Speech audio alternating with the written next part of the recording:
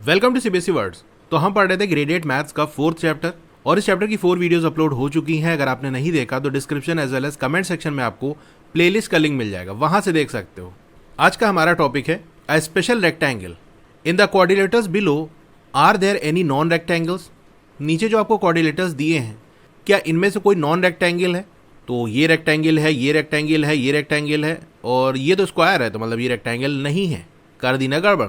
ये 4th वाला भी रेक्टेंगल है, लेकिन कैसे? ये तो स्क्वायर है क्योंकि इसके चारों साइड इक्वल है। हाँ बिल्कुल, चारों साइड इक्वल है और इसको स्क्वायर कहते हैं, लेकिन फिर भी एक रेक्टेंगल है। कैसे? चलिए बात करते हैं इस पे। All these coordinators are rectangles including 4th। सारे ही जो कोऑर्डिनेटर आपको ऊपर दिए हैं वो रेक्टेंगल है, 4th वाला भी। Coordinator 4 is a rectangle because all its angles are 90 degree. अब 4th वाले को हम रेक्टेंगल क्यों कह रहे हैं? क्योंकि इसके चारों जो एंगल्स हैं वो 90 डिग्री के हैं। देखो, किसी भी शेप को उसकी डिफिनीशन से हम पहचानेंगे। कोई शेप आपको दिया है, उसमें जिस शेप की डिफिनीशन पूरी तरह से लग रही होगी उसका नाम वही शेप होगा। जैसे यहाँ पर रेक्टेंगल की जो इंपॉर्टेंट कंडीशन है जो कि उसकी डिफिनीशन में दी होती है वो लग रही है, तो इसलिए इसको हम रेक्टेंगल कहेंगे। देखो, कोई भी गिवन शेप को रेक्टेंगल हम कब कहते हैं? दो तरीके की डिफिनीशन हमारे पास है, ये हम पढ़ चुके हैं इसके बारे में। एक डिफिनीशन तो हमारी ये है कि ऐसा कोऑर्डिनेटर यानी ऐसी 4 साइड की फिगर जिसके सारे ही जो एंगल्स हैं वो 90 डिग्री हो, उसको हम रेक्टेंगल कहेंगे। ये हो गई रेक्टेंगल की एक डिफिनीशन। तो 4 साइडेड कोई फिगर दिख जाए, उसके सारे ही जो एंगल हैं वो 90 डिग्री मिल जाए, बस उसको रेक्टेंगल आप कह दो। लेकिन अपोजिट साइड्स का क्या? तो ये हम पढ़ ही चुके हैं कि अगर सारे ही एंगल 90 डिग्री होंगे तो अपोजिट साइड्स डेफिनेटली इक्वल होंगे ही होंगे। उसके अलावा की जो चीज़ें रेक्टेंगल में हमने देखी वो उसकी प्रॉपर्टी, लेकिन जो इंपॉर्टेंट कंडीशन होती है वो उसकी डिफिनीशन में दी होती है। तो एक डिफिनीशन तो ये हो गई कि सारे एंगल्स 90 डिग्री हो, वहाँ से हम चेक कर लेंगे।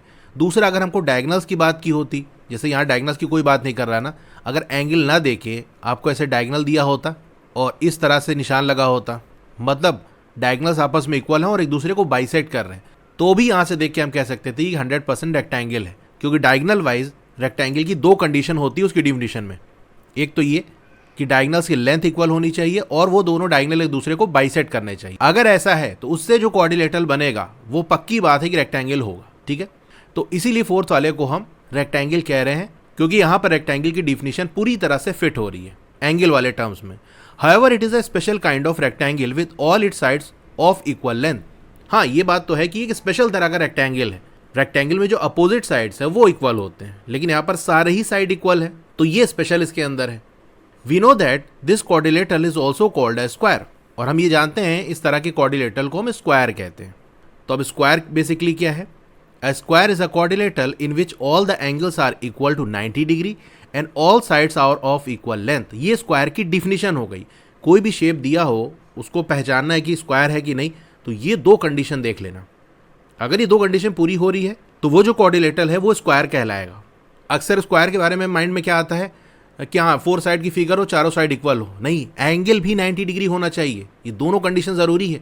अभी ऐसे शेप के बारे में पढ़ोगे जहाँ सारे साइड आपके इक्वल होंगे लेकिन कॉर्नर्स पे 90 डिग्री नहीं बनना होगा, तो वो स्क्वायर नहीं कहलाएगा। दस every square is also a rectangle but clearly every rectangle is not a square. तो यहाँ से हम कह सकते हैं कि हर जो स्क्वायर है वो एक रेक्टेंगल है, क्योंकि स्क्वायर एक तरह का रेक्टेंगल है, तो जितने भी स्क्वायर होंगे वो रेक्टेंगल होंगे। लेकिन इसका उल्टा ना कर देना कि सारे स्क्वायर रेक्टेंगल है तो सारे रेक्टेंगल स्क्वायर होंगे, ऐसा नहीं है। एग्जाम्पल जैसे समझो, सारे दिल्ली वाले भारतीय हैं, लेकिन क्या सारे भारतीय दिल्ली वाले हैं? पहला स्टेटमेंट तो सही है कि जो भी दिल्ली के रहने वाले हैं वो भारतीय हैं, इंडियन हैं, क्योंकि दिल्ली इंडिया के अंदर आता है। लेकिन जितने भी भारतीय हैं, जितने भी इंडियन हैं, क्या सारे दिल्ली वाले हैं? अरे नहीं भैया, और भी जगह हैं हमारे देश में, कहीं के भी रहने वाले हो सकते हैं। तो जो फर्स्ट स्टेटमेंट है उसका कन्वर्स ट्रू नहीं है, ये बात ध्यान रखना। क्योंकि अगर हमने जैसे ये रेक्टेंगल बना दिया तो इसके सारे साइड इक्वल नहीं है, तो ये रेक्टेंगल है लेकिन स्क्वायर नहीं है। अब यहाँ कह रहा है I am an Indian and I am a Malayali. मैं इंडियन भी हूँ और मलयाली भी हूँ। ये कह रहा wait, which one of them are you? कौन हो भैया तुम, इंडियन हो या मलयाली हो? तुम दोनों कैसे हो सकते हो? तो बिल्कुल हो सकते हैं। जैसे मैं प्रयागराज का रहने वाला हूँ तो मैं प्रयागराज का भी हूँ और इंडियन भी हूँ, दोनों चीज़ होगी, क्योंकि प्रयागराज इंडिया के अंदर ही तो आता है। अगर मैं प्रयागराज का हूँ तो इंडिया का भी हूँ, तो वही चीज़ है। अगर कोई शेप स्क्वायर है तो वो रेक्टेंगल होगा, क्योंकि स्क्वायर भी एक तरह का रेक्टेंगल है। This relation can be pictorially represented using a Venn diagram. अब इस रिलेशन को आप वेन डायग्राम से रिप्रेजेंट कर सकते हो। We have seen these diagrams before. तो इन डायग्राम्स को हम पहले देख चुके हैं, यानी वेन डायग्राम के बारे में आप पढ़ चुके हो। In a Venn diagram a set of objects is represented as points inside a closed curve. Venn diagram में ऑब्जेक्ट के सेट को पॉइंट की तरह से रिप्रेजेंट किया जाता है किसी क्लोज कर्व में। मतलब कोई ऑब्जेक्ट है, उसके लिए हम ऐसे बाउंड्री बना देंगे, अब इसके अंदर जो भी चीज़ें हैं, जितने भी पॉइंट्स हैं, वो उस ऑब्जेक्ट को रिप्रेजेंट कर रहा है। Typically these close curves are ovals और सर्किल्स। अभी जो क्लोज कर्व्स हैं ये सर्किल हो सकता है या फिर ओवल हो सकता है। For example the set of all squares is represented as. सारे स्क्वायर को इस तरह से हम रिप्रेजेंट कर सकते हैं, जैसे ये स्क्वायर है ना, सारे स्क्वायर को हमने इस तरह से सर्किल से रिप्रेजेंट कर दिया। मतलब ये हमने सर्किल बना दिया, अब इसके अंदर जितने भी पॉइंट हैं वो स्क्वायर को रिप्रेजेंट कर रहे हैं। मतलब जितने भी दुनिया में स्क्वायर है वो इसी सर्किल के अंदर आ गए, इसी सर्किल के अंदर हमने कलेक्ट कर लिया, ऐसे समझ सकते हो। Each point in the region represent a square. तो ये मैंने आपको बता दिया कि इस रीजन के अंदर, यानी ये जो बाउंड्री है इसके अंदर हर जो पॉइंट होगा वो एक स्क्वायर को रिप्रेजेंट करेगा, thereby covering all the possible squares. तो इस तरीके से जितने भी स्क्वायर पॉसिबल्स हैं उसको उसने कवर कर लिया है, यानी इसी बाउंड्री के अंदर आ गए हैं। Since every square is a rectangle, the Venn diagram representation of these two sets would be as follows. अब क्योंकि सारे ही जो स्क्वायर है वो रेक्टेंगल है, इसीलिए वेन डायग्राम का रिप्रेजेंटेशन क्या होगा, ऐसे देखो, ये मैंने एक बाउंड्री बनाई, इसके अंदर दुनिया में जितने भी स्क्वायर बन सकते थे सबको भर लिया, ठीक है। तो ये स्क्वायर का एक तरह से कह सकते हो सेट बन गया। अब सारे ही के सारे स्क्वायर रेक्टेंगल के अंदर आ रहे हैं, तो ऐसे हम रेक्टेंगल का एक सेट बनाएंगे। ये जो बाहर वाली बाउंड्री मैंने बनाई इसके अंदर सारे रेक्टेंगल्स भरे हुए हैं, तो इसी रेक्टेंगल वाले के अंदर ही तो सारे स्क्वायर आएंगे। यानी सिंपल वे में ऐसे समझ सकते हो कि सारे ही जो स्क्वायर है वो रेक्टेंगल है, इसीलिए रेक्टेंगल की बाउंड्री के अंदर सारे के सारे स्क्वायर आ रहे हैं। तो वेन डायग्राम से इस तरह से हम रिप्रेजेंट करते हैं। Let us consider the carpenters problem again. तो चलो कारपेंटर वाली प्रॉब्लम को फिर से कंसीडर करते हैं। If the wooden strips have to be placed such that the thread passing through their end points forms a square. अब इस बार हमारे पास एक और चीज़ बता दी गई है कि वुडन स्ट्रिप को इस तरीके से प्लेस करना है कि अगर उसके एंड पॉइंट से थ्रेड को पास कराएं तो स्क्वायर बनाए। तो क्या करना पड़ेगा, रेक्टेंगल के लिए क्या करना पड़ेगा वो सारा हमने देख लिया था डिडक्शंस के थ्रू। अब स्क्वायर के लिए क्या कुछ और भी कंडीशन लगेगी कि भैया ऐसा होगा तभी स्क्वायर बनेगा, अदरवाइज कोई सा भी रेक्टेंगल बन जाएगा। As in the previous case let us try to construct a square one of whose diagonals is of 8 centimetre. अब जैसे कि हमने पहले किया था कि रेक्टेंगल बनाने के लिए क्या कंडीशन की जरूरत पड़ेगी, वो कंडीशन पता चल गई तो हमने रेक्टेंगल बना लिया। अब यहाँ पर हम स्क्वायर बनाएंगे और वही वुडन स्ट्रिप का हम यूज़ कर रहे हैं और उसकी लेंथ क्या थी 8 सेंटीमीटर। तो जो वुडन स्ट्रिप है वो डायगोनल बनेगा, तो बेसिकली डायगोनल 8 सेंटीमीटर का है। अब देखो स्क्वायर भी एक तरह का रेक्टेंगल है, तो रेक्टेंगल की सारी कंडीशन तो लगेगी ही लगेगी, प्लस स्क्वायर के लिए कुछ स्पेशल भी कंडीशन लगेगी, वो स्पेशल वाली हमको फाइंड आउट करनी है। तो एक बात तो ये हो गई कि भैया रेक्टेंगल की सारी कंडीशन लगेगी। While solving the carpenter's problem for the case of a rectangle, we have seen that to get a quadrilateral, all the angles 90 degree and the opposite sides of equal length, the diagonals have to be drawn such that first condition they are of equal length and they bisect each other. तो जब carpenters problem को हम solve कर रहे थे rectangle वाले case में, तो हमने देखा था कि अगर हमको ऐसा क्वाड्रिलेटरल चाहिए जिसके सारे ही एंगल्स 90 डिग्री हों, और 90 डिग्री होंगे तो अपोजिट साइड्स भी इक्वल लेंथ के होंगे, तो बस 90 डिग्री को ही हमको सेट करना है, तो automatically opposite sides equal length के आ जाएंगे। अलग से उसके लिए हमको कुछ कंडीशन लगाने की ज़रूरत नहीं है। तो सारे एंगल्स 90 डिग्री होने चाहिए, प्लस डायगोनल्स को इस तरह से ड्रॉ करो कि डायगोनल्स इक्वल लेंथ के होने चाहिए और एक दूसरे को बाइसेट करने चाहिए। ये कंडीशन हमने रेक्टेंगल वाले में देखी थी। What more needs to be done to get equal side lengths as well. अब और क्या करना पड़ेगा कि साइड लेंथ भी इक्वल आ जाए, मतलब चारों साइड इक्वल होते हैं ना स्क्वायर के, तो वो आ जाए। Can this be achieved by property choosing the angle between the diagonals. क्या इसको हम अचीव कर सकते हैं उस प्रॉपर्टी का यूज करके कि डायगोनल्स के बीच में क्या एंगल होगा। देखो रेक्टेंगल वाले केस में जब हम डिडक्शन 3 देख रहे थे तो वहां हमको ये पता चला कि रेक्टेंगल के डायगोनल्स के बीच में कोई सा भी एंगल हो सकता है, यानी कोई फिक्स एंगल नहीं होता। डायगोनल की लेंथ तो फिक्स है कि हाँ दोनों डायगोनल्स इक्वल लेंथ के होने चाहिए, कहाँ पर इंटरसेक्ट कर रहे हो वो भी फिक्स है कि भैया बाइसेक्ट करना चाहिए, बिल्कुल बीचों बीच में एक दूसरे को कट कर रहे हो। लेकिन बीच का जो एंगल है वो कुछ भी हो सकता है। हमने एक्स लेके सॉल्व किया था ना कि कोई सा भी एंगल एक्स मान ले तो भी वो रेक्टेंगल बना रहा था। क्या स्क्वायर के केस में ऐसा नहीं है? तो वो एंगल वाले को ही हम यूज करके क्या इस चीज को अचीव कर सकते हैं कि स्क्वायर के लिए कंडीशन क्या होगी। सिर्फ यू कैन रीजन एंड और experiment to figure this out. देखो क्या आप इसका रीजन दे सकते हो या एक्सपेरिमेंट कर सकते हो इसको पता करने के लिए। एक्सपेरिमेंट कैसे करोगे? स्क्वायर बना लो, उसके डायगोनल्स बना लो, फिर डायगोनल्स के बीच में बनने वाले एंगल को देख लो, ऐसे ही 3-4 स्क्वायर बना लो और देख लो, वहां से आपको आइडिया मिल जाएगा कि क्या हर बार एंगल सेम आ रहा है डायगोनल्स के बीच में। अगर सेम आ रहा है तो प्रॉपर्टी का एक आइडिया आपको मिल जाएगा कि हाँ ऐसा ही होगा लग रहा है, स्क्वायर के लिए एक फिक्स एंगल ही हमको चाहिए होगा तभी स्क्वायर बनेगा, अदरवाइज नहीं बनेगा, कोई और रेक्टेंगल बन जाएगा। या फिर प्रॉपर रीजन दो, जो कि डिडक्शन के थ्रू हम करते हैं कि कोई सभी का स्क्वायर बना दिया, उसका कोई मेजरमेंट नहीं है और उसके हिसाब से हमने रीजन दे दिया कि देखो मैंने एक रैंडम सा कोई सा भी एक स्क्वायर उठा लिया और हमको ये चीज़ मिल रही है, तो अब स्क्वायर की कैसी भी साइड लेंथ हो, इसी रीजनिंग के थ्रू हम कह सकते हैं कि ये एंगल होगा। तो वो चीज़ मैं आपको एक्सप्लेन करने वाला हूँ कि रीजन के थ्रू आप कैसे करोगे, वही ज्योमेट्रिक रीजनिंग के थ्रू। तो अब आता है हमारा deduction 5, what should be the angle form by the diagonals. Diagonals क्या एंगल बना रहे होंगे, रेक्टेंगल में तो कोई सा भी बन जाएगा, लेकिन स्क्वायर के लिए क्या है, कोई स्पेशल बात है क्या? रेक्टेंगल के लिए तो डायगोनल्स के बीच में कोई सा भी एंगल होना चाहिए, लेकिन स्क्वायर में क्या ऐसा है कि नहीं, चलिए देखते हैं। The angle between the diagonals can be found using the notion of congruence. अब डायगोनल्स के बीच में जो एंगल है वो कॉन्ग्रुएंस वाले नोशन का यूज करके हम कर सकते हैं। जैसे ऊपर हमने कॉन्ग्रुएंसी का ही यूज करके तो सारी चीजें की थी, तो वैसे यहां पर भी करेंगे। Suppose we join the equal diagonals such that they bisect each other and result in a square. अब मान लो हमने डायगोनल्स को इस तरह से बाइसेक्ट किया कि उसकी वजह से एक स्क्वायर बन गया। Let us label square A B C D. तो ये जो ए बी सी डी है इसको मान लेते हैं कि स्क्वायर है, यानी डायगोनल्स को हमने इस तरीके से इस एंगल पे सेट किया है कि स्क्वायर बन गया है। To find the angle formed by the diagonals, what are the two triangles we should consider for congruence. अगर हमको डायगोनल्स के बीच में एंगल पता करना है तो कौन से दो ट्राइंगल को कंसीडर करें कॉन्ग्रुएंस के लिए। अब देखो रेक्टेंगल के अंदर अपोजिट साइड्स इक्वल लेंथ के होते हैं, जैसे ये दोनों अपोजिट साइड्स हैं इक्वल है, ये दोनों अपोजिट साइड्स हैं इक्वल है, लेकिन जो अगल बगल वाले साइड है उसके साथ ऐसा नहीं है कि वो इक्वल होने चाहिए। वो इक्वल हो भी सकते हैं, नहीं भी हो सकते हैं, लेकिन स्क्वायर में क्योंकि सारे साइड आपस में इक्वल होते हैं तो अगल बगल वाले भी इक्वल होंगे।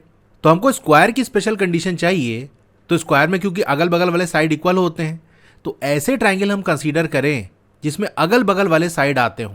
जैसे ये रेड वाला जो ट्राइंगल है इसमें स्क्वायर का जो साइड ए बी है वो आ रहा है, और जो ग्रीन वाला ट्राइंगल है इसमें स्क्वायर का जो साइड बी सी है वो आ रहा है, और ए बी और बी सी ये अगल बगल वाले साइड है। तो ये दो ट्राइंगल हम कंसीडर करेंगे, यानी अगल बगल वाले, यानी कोई से भी दो अगल बगल वाले ट्राइंगल्स आपको ले लेने हैं। ऐसा नहीं कि यहां पर आपको दिया है कि ये वाला ट्राइंगल और ये वाला लेना है तो बस यहीं से सॉल्व होगा।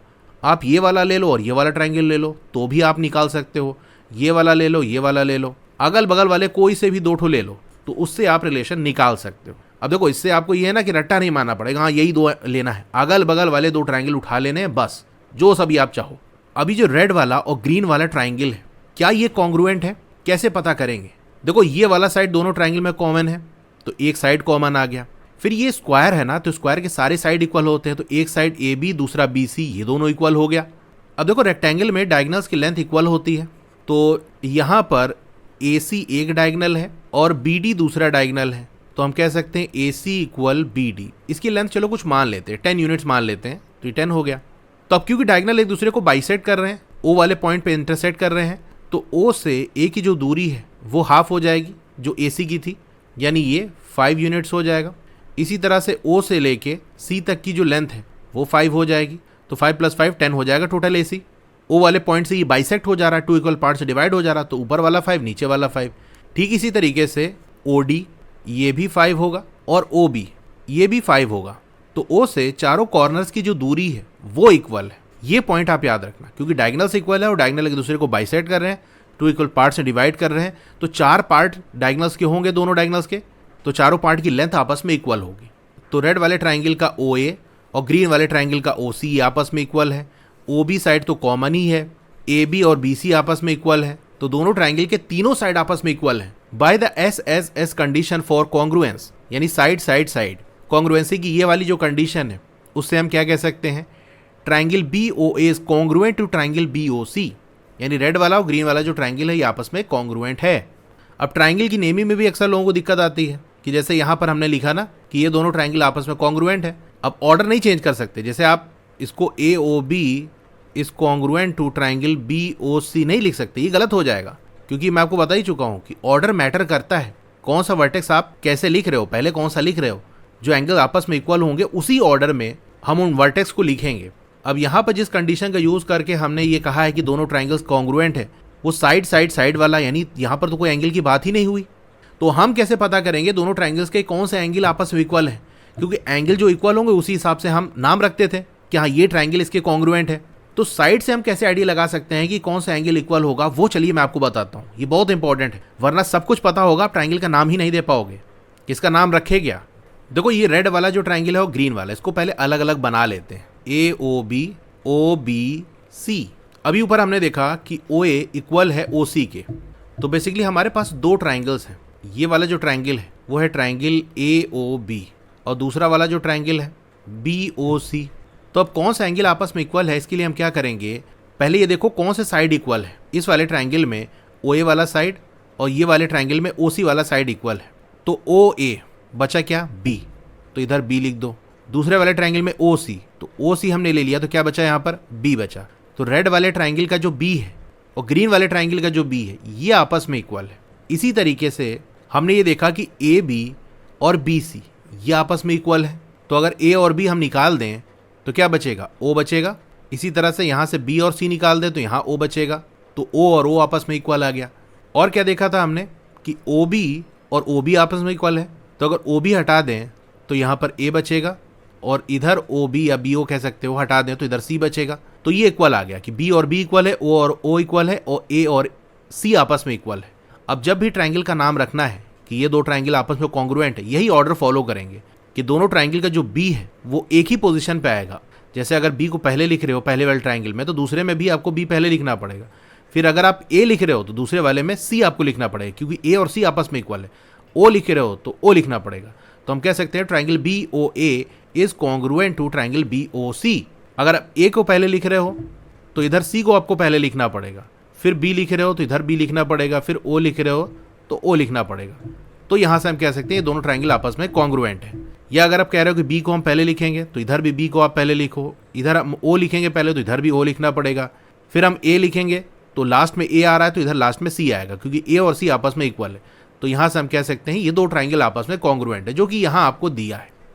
Can this be use to find the angles, angle B O A, ये है बी ओ ए यानी ये वाला जो एंगल है, एंड एंगल बी ओ सी ये वाला जो एंगल है, क्या इसको हम फाइंड आउट कर सकते हैं, फॉर्म बाय द डायगनल्स, जो कि डायगनल्स फॉर्म कर रहे हैं। यानी डायगनल्स के बीच में दो तरीके का एंगल बनेगा। जैसे ये दो डायगनल्स हैं, एक तो ये वाला जो एंगल है वो बनेगा, और इसके वर्टिकली अपोजिट ये एंगल है, तो ये तो इक्वली होता है।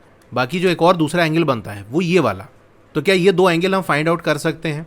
Since these angles are corresponding pair of congruent triangles, they are equal. अब रेड और ग्रीन वाले जो ट्रायंगल्स हैं ये कॉन्ग्रुएंट है, तो इन दोनों ट्रायंगल्स के जो कॉरस्पॉन्डिंग एंगल्स होंगे वो आपस में इक्वल होंगे। तो इसीलिए दोनों जो एंगल्स हैं, एंगल बी ओ ए और बी ओ सी, ये आपस में इक्वल होगा। Further these angles together form uh straight angle. अब अगर ये देखो ध्यान से, तो ये जो ए सी वाली लाइन है इसी पे तो ये दोनों एंगल्स बन रहे हैं। जैसे यहाँ साइड में मैं ड्रॉ करूँ, ये ए सी वाली लाइन है और यहाँ से ये ओ बी जा रहा है, तो एक एंगल आपको ये दिया है, दूसरा एंगल ये दिया है। ये बी ओ ए है और ये बी ओ सी है, ये दोनों इक्वल है, ये तो हमने देख लिया, क्योंकि कॉन्ग्रुएंट ट्रायंगल्स के कॉरस्पॉन्डिंग एंगल्स हैं जो कि इक्वल होते हैं, इसलिए इक्वल है। लेकिन ये स्ट्रेट लाइन पे दोनों एंगल बन रहे हैं ना, मतलब लीनियर पेयर का कॉन्सेप्ट लगाओ तो इन दोनों का जो सम है वो 180 डिग्री के बराबर होगा। So angle B O A plus B O C equal 180 degree, thus these angles have to be 90 degree each. अगर ये दोनों एंगल इक्वल है, लेट सपोज अगर ये भी x है और ये भी x है, तो x प्लस एक्स हो जाएगा 2x इक्वल 180 डिग्री। तो यहाँ से x की वैल्यू क्या आ जाएगी, 2 उधर डिवाइड हो जाएगा 90 डिग्री। मतलब ये दोनों इक्वल है तो दोनों को 90 डिग्री होना पड़ेगा, तभी इसका सम 180 डिग्री के बराबर आएगा। तो मतलब एंगल बी ओ ए ये भी होगा 90 डिग्री और बी ओ सी ये भी होगा 90 degree. This shows that the diagonals of a square bisect each other at right angles. अब यहाँ से हमको ये देखने को मिल रहा है कि स्क्वायर के जो डायगोनल्स हैं वो एक दूसरे को 90 डिग्री पे यानी राइट एंगल पे बाइसेक्ट करते हैं। रेक्टेंगल के लिए ऐसा कोई एंगल फिक्स नहीं था, लेकिन यहाँ पर फिक्स है। जिन दो डायगोनल्स को आप बाइसेक्ट करा रहे हो ना, उनके बीच में 90 डिग्री का एंगल बनना चाहिए, तभी उससे एक स्क्वायर बनेगा, अदरवाइज नहीं। This means that the diagonals have to be drawn such that they are of equal length and bisect each other at right angles. तो स्क्वायर के लिए हम क्या कह सकते हैं कि अगर हमको स्क्वायर बनाना है डायगोनल्स का यूज़ करके, तो डायगोनल्स एक तो इक्वल लेंथ का लो, दूसरा वो डायगोनल्स बाइसेक्ट कर रहे हो एक दूसरे को, और बाइसेक्ट कर रहे हो किस पे, 90 डिग्री के एंगल पे। तीन कंडीशन है, equal length, bisect and angle between diagonals 90 degree होना चाहिए। Since the end points of the diagonals uniquely determine the vertex of a quadrilateral, we will get a square when the diagonals are joined this way. अब क्योंकि diagonals के जो and points हैं वो uniquely determine करते हैं quadrilateral के vertex को, मतलब एंड पॉइंट ही क्वाड्रिलेटरल के वर्टेक्स बनाएंगे। तो जैसे मैंने ये डायगोनल बना दिए, तो अब इसके एंड पॉइंट कौन से हो गए, ये हो गया, ये हो गया, ये हो गया और ये हो गया। इसको अगर हम कनेक्ट कर दें तो हमारा एक क्वाड्रिलेटरल बनेगा।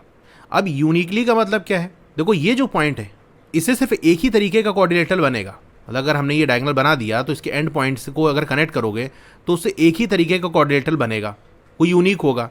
अगर इन डायगोनल्स को थोड़ा सा मूव कराओगे, एंगल चेंज करोगे, लेंथ चेंज करोगे, तो उसकी वजह से इनके एंड पॉइंट्स भी चेंज हो जाएंगे, तो वहाँ से फिर एक दूसरी तरीके का क्वाड्रिलेटरल आपको मिल जाएगा। लेकिन अगर एक क्वाड्रिलेटरल आपने बनाया और उसको उसी तरह से हमने अरेंज कर दिया, उसके एंड पॉइंट को फिक्स कर दिया, तो वहाँ से पास होने वाला जो क्वाड्रिलेटरल होगा वो यूनिक होगा, यानी उसके अलावा और कोई क्वाड्रिलेटरल नहीं बन सकता उन पॉइंट्स को कनेक्ट करके।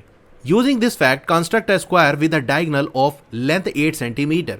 अब इस फैक्ट का यूज करके एक स्क्वायर को आप कंस्ट्रक्ट करो जिसके डायगोनल की जो लेंथ हो वो 8 सेंटीमीटर हो। अब स्क्वायर बनाना तो आप सीख गए हो, आपको डायगोनल 8 सेंटीमीटर दिया है, तो पहले आप एक डायगोनल बना दोगे 8 सेंटीमीटर का। अब मिड पॉइंट पे आपको एक पॉइंट चाहिए, तो स्टार्टिंग से 4 सेंटीमीटर पे आप एक पॉइंट लगा दोगे, यहीं से दूसरा वाला डायगोनल पास होगा, तो यहाँ से 4 सेंटीमीटर इधर की तरफ लाइन ड्रॉ कर देना, 4 सेंटीमीटर इधर ड्रॉ कर देना, तो 8 सेंटीमीटर का दूसरा डायगोनल आपको मिल जाएगा। लेकिन इसको कैसे ड्रॉ करोगे, प्रोटेक्टर रख के। इस सेंटर पॉइंट पे आप प्रोटेक्टर रख देना, फिर जहाँ पर 90 डिग्री का पॉइंट आ रहा उससे पास होते हुए ये लाइन बनेगी, और इसी लाइन को एक्सटेंड कर दोगे तो इधर एक लाइन आपको मिल जाएगी। फिर इनके एंड पॉइंट्स को आप कनेक्ट कर दो तो आपको एक स्क्वायर शेप मिल जाएगा। जब ये सारा चीज़ करोगे स्क्वायर आपको मिल जाएगा, लेकिन कुछ गड़बड़ भी हो सकती है। आप कहोगे क्या गड़बड़ हो सकती है, देखो इसमें दिक्कत ये आ जाती है कि स्क्वायर तो बन जाएगा, लेकिन हो सकता है टेढ़ा मेढ़ा स्क्वायर बने, हो सकता है किसी का स्क्वायर ऐसे बन जाए या किसी का ऐसे बन जाए, तो वो देखने में अच्छा नहीं लगेगा। आप चाहते हो स्क्वायर बने लेकिन ऐसे बने, एकदम सीधा सीधा बने, टेढ़ा मेढ़ा ना बने। तो सीधा बनाने के लिए आपको क्या करना पड़ेगा, चलिए मैं आपको उसके लिए टेक्निक बताता हूँ। अब हमको एक ऐसा स्क्वायर बनाना है जिसका डायगोनल 8 सेंटीमीटर लेंथ का हो। तो सबसे पहले हम एक पॉइंट मार्क कर देंगे। अब इस पॉइंट पे हम प्रोटेक्टर रखेंगे इस तरह से कि 90 डिग्री बिल्कुल सीधा ऊपर की तरफ आना चाहिए। अब दोनों डायगोनल्स के बीच में 90 डिग्री का एंगल होना चाहिए, तो इस 90 डिग्री से 45 डिग्री इधर चले जाएंगे और 45 डिग्री इधर चले जाएंगे, तो जो दो पॉइंट मिलेगा वो सेंटर पे 90 डिग्री का एंगल बनाएगा। तो 90 से इधर की तरफ हमको 45 डिग्री जाना है, तो 90 माइनस 45 करोगे तो क्या आएगा, 45 आएगा ना। मतलब 45 डिग्री पे आपको एक पॉइंट मार्क कर देना है। तो ये 50 है, ये 40 है, ये है 45। इसी तरीके से 90 से 45 डिग्री इधर आना है, यानी 90 प्लस 45 डिग्री तो होता है 135 डिग्री। 135 डिग्री ये रहा। अब ये दो पॉइंट हमको मिल गए हैं। अब एक लाइन ड्रॉ करेंगे जो इस पॉइंट और ये वाले पॉइंट से पास होते हुए जाए। देखो ये जो पॉइंट है ये हमारा पॉइंट ऑफ इंटरसेक्शन होगा। 8 सेंटीमीटर का डायगोनल हमको बनाना है, मतलब 4 सेंटीमीटर इधर की तरफ लाइन ड्रॉ होगी और 4 सेंटीमीटर इधर की तरफ होगी, लेकिन ये लाइन ऐसी हो जो इस लाइन से पास होती हो।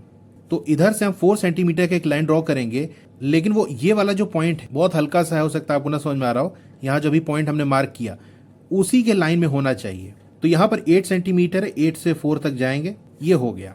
अब 4 सेंटीमीटर और इसको आगे बढ़ा देंगे 8 तक, तो ये डायगोनल हमारा 8 सेंटीमीटर लेंथ का बन गया। अभी जो दूसरा पॉइंट बनाया था हमने, एक लाइन इस तरफ ड्रॉ करेंगे लेकिन 4 सेंटीमीटर की, तो ये 4 से हम 8 तक लाइन ड्रॉ कर देंगे। तो 4 से लेके 8 तक ये 4 सेंटीमीटर हुआ कि नहीं, और 4 सेंटीमीटर इधर चले जाएंगे तो ये 0 पे पहुंच गए, यानी 0 से लेके देख सकते हो 8 तक, तो ये 8 सेंटीमीटर की ये लाइन भी ड्रॉ हो गई। अब जो एंड पॉइंट्स हैं उनको कनेक्ट कर दो, तो ये देखो हमारा स्क्वायर बन गया।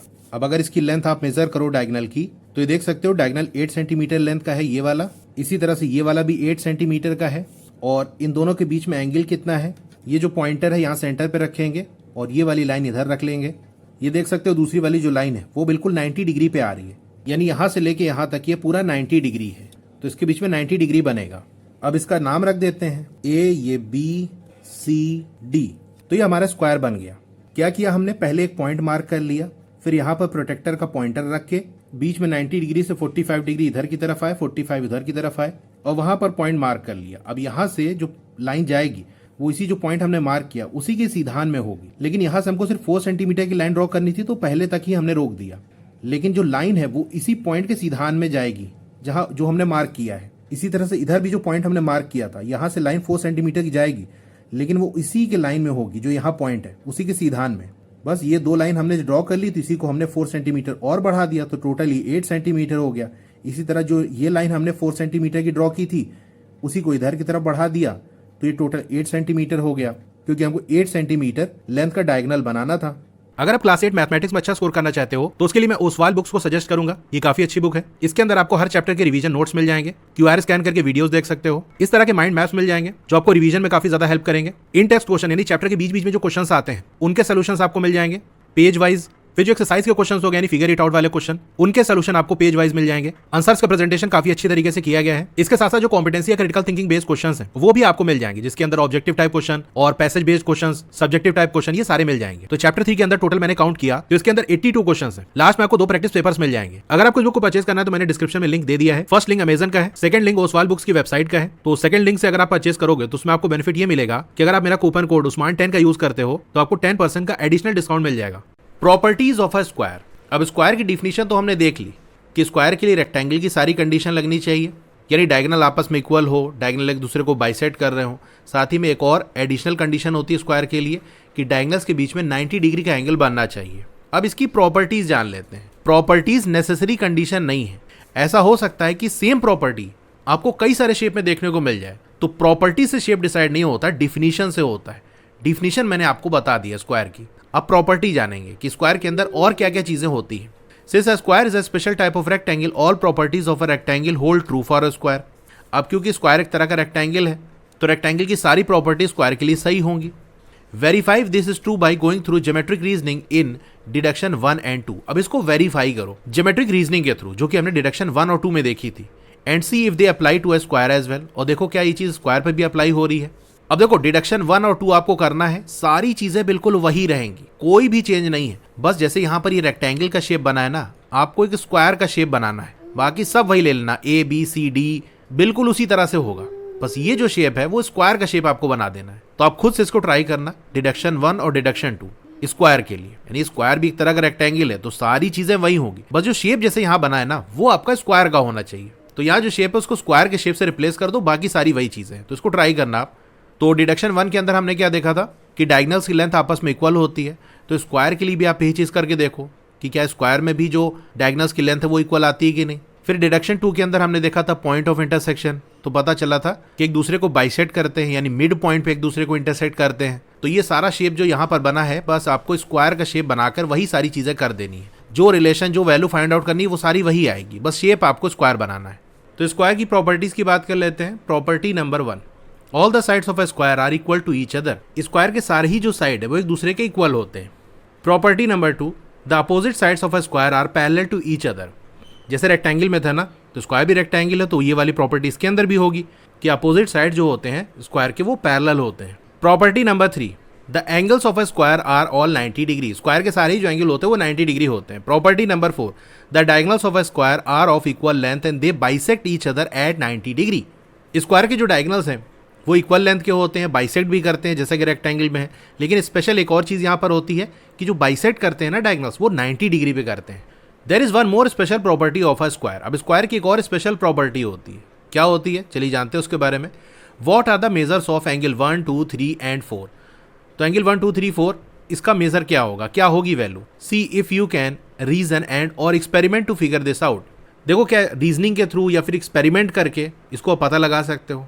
देखो एक्सपेरिमेंट करके कैसे करोगे, कई सारे स्क्वायर्स बना लो, यानी जैसे यहाँ पर शेप बना है प्रॉपर इस तरह से बना लो, एंगल 1, 2, 3, 4 मार्क कर लो, फिर प्रोटेक्टर का यूज़ करके मेजरमेंट ले लो।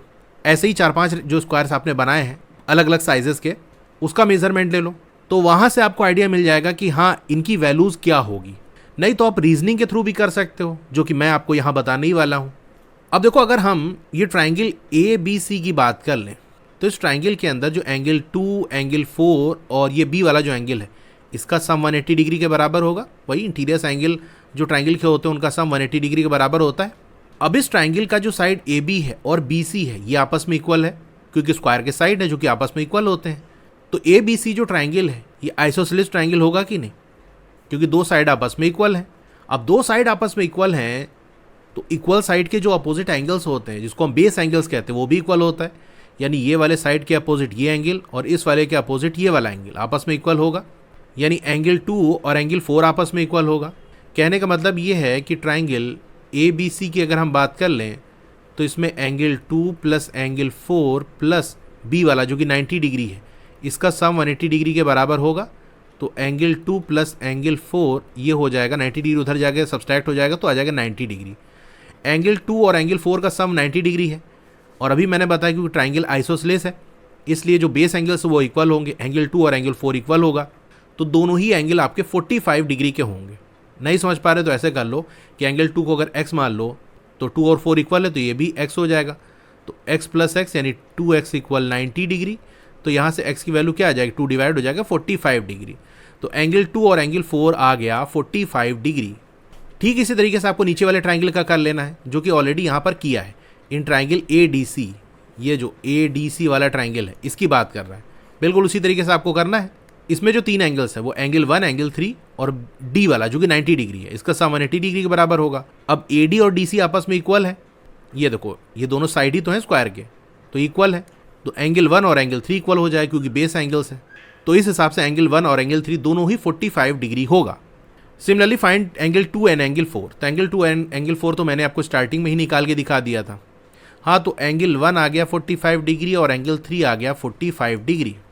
अब यहाँ से आप देखो आपको कुछ समझ में आ रहा है, स्क्वायर के कॉर्नर्स पे 90 डिग्री बनता है, मतलब एंगल A 90 डिग्री होगा, लेकिन जब A से हम C तक एक डायगोनल ड्रॉ कर दे रहे हैं तो ये जो A पे बनने वाला पूरा एंगल था इसके 2 टुकड़े हो जा रहे हैं, एक एंगल 1 हो गया और एक एंगल 2 हो गया। एंगल 1 और एंगल 2 दोनों ही 45 डिग्री है, तो स्टार्टिंग में जो A था वो 90 डिग्री टोटल था, डायगोनल ड्रॉ कर दिया तो 2 टुकड़े हो गए, इसके दोनों ही टुकड़े 45 डिग्री के हैं, मतलब जो 90 डिग्री है ना उसके 2 इक्वल पार्ट्स हो गए। तो हम कह सकते हैं जो डायगोनल है उसने एंगल A के 2 इक्वल पार्ट्स कर दिए। ठीक इसी तरीके से C पे भी 90 डिग्री बनना था, डायगोनल की वजह से इसके 2 टुकड़े हो गए, एंगल 3 और एंगल 4, और ये दोनों ही 45 डिग्री आ रहे हैं, मतलब इस डायगोनल की वजह से C पे बनने वाला जो एंगल है उसके 2 टुकड़े हो गए, यानी एंगल बाइसेक्ट हो गया, 2 इक्वल पार्ट्स में डिवाइड हो गया। अब इसी तरीके से अगर आप B से D तक एक डायगोनल बनाओगे तो B और D पे बनने वाले जो एंगल हैं वो बाइसेक्ट हो जाएंगे, यानी उनके भी 2 इक्वल पार्ट्स हो जाएंगे, यानी स्क्वायर की जो डायगोनल्स हैं वो एंगल्स को बाइसेक्ट करते हैं। तो यहाँ से एक प्रॉपर्टी और हमको मिल गई, thus we have another property of a square. तो प्रॉपर्टी नंबर 5 क्या हो जाएगी, the diagonals of a square divide the angles of the square into equal halves.